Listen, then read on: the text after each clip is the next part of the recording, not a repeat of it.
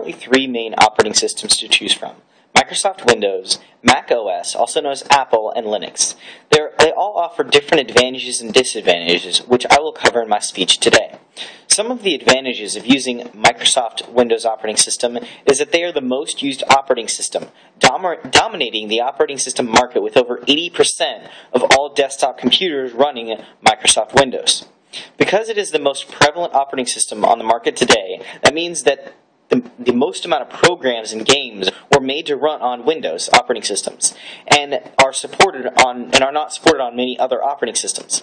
But that also means that the most amount of viruses have been made for Windows. So the creators of the viruses can affect the broadest audience possible. The final disadvantage of Microsoft Windows that I'm going to cover in this speech is that there are hundreds of dollars for like Windows 7 Ultimate. They're just really expensive. And the Mac operating systems are very expensive too, but they bundle their pricing in with their operating system, so you get it as a package deal. And they do that a lot of times with Windows as well, but maybe not to the extent, because Mac actually specifically designs their hardware for their software, and it's not necessarily the case for Windows.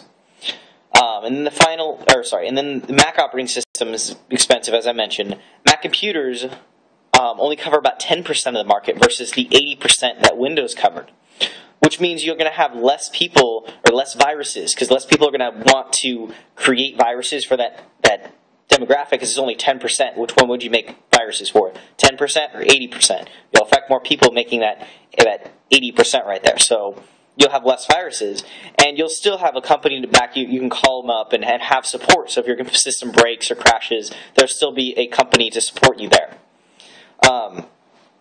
But there are some programs that they just won't work on Mac. They don't work because they aren't supported. Again, only 10%, so that means some companies may not want to make a program for Macs because they are only talking about 10% of the overall market. So that is also something to consider. Excuse me.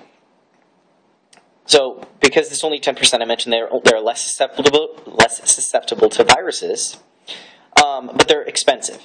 So, and Linux is actually similar to that, where Linux holds about 5% of the market. So, a lot less of the market, but it's completely free. It doesn't cost any money to use Linux. But the problem with it, because it's free, it has no company to back it up. It's not supported by anybody. So there'll be some organizations that come together and say, oh yeah, we'll try and help you support this. But realistically, they don't really have a financial reason to try and help you out. They'll just do it because they want to, or for whatever motives they have, advertisement or whatnot. They don't necessarily have a financial reason to help you. But that does come in free versus hundreds of dollars for Microsoft or for Mac. That's a big deal, in my opinion. So that's why I've chosen to actually use Linux. So again, since it's only 5% of the market, then you're less susceptible to viruses. Again, not that many people are going to want to create a virus for only 5% of the overall market. And it's not going to be supported on as many programs. Again, just like Mac was, it's going to be even less programs. But the nice benefit about it is that there's actually an app market, kind of like the Android app market, similar to that, except for you just go on, there's all sorts of free programs where you can get similar programs, such as it's not Microsoft Word, but it's a program that can open and save Microsoft Word files. Or all these sorts of programs that you can get on there, programs that can open PDF files, and they're just all not proprietary, and they're all free. But there are some things, for instance, Netflix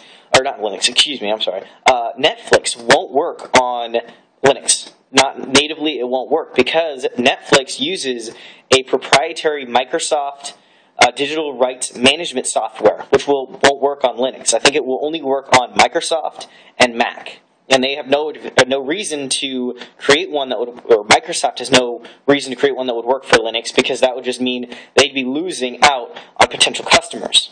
So they have no advantage to try and, oh yeah, we'll make one for that operating system. No. So you do have a lot of choices in operating systems, and it just depends on what you want to do with them. So, for example, if you want to play a lot of video games, because most PC games are designed for Microsoft, for Microsoft Windows, and aren't supported on Macs or Linux. So you may want to have a Windows computer. But if you're just trying to get more security conscious, less viruses, and don't mind the extra price increase, then you might want to go for Macs. And then they do have more of a seamless interface. It seems more intuitive and interactive in some people's opinions. And then finally, you have the Linux as well, which is less susceptible to viruses, but you're only going to want to do that if you're more tech savvy and are interested in troubleshooting by yourself, versus going out and having just a tech support to call and solve your problems for you, or something to that effect. Obviously, if you bought it from a company like Walmart and your computer breaks, the hardware breaks, they'll fix that, but they're not going to be able to fix any software issues that happen on the laptop. So, but that's about it.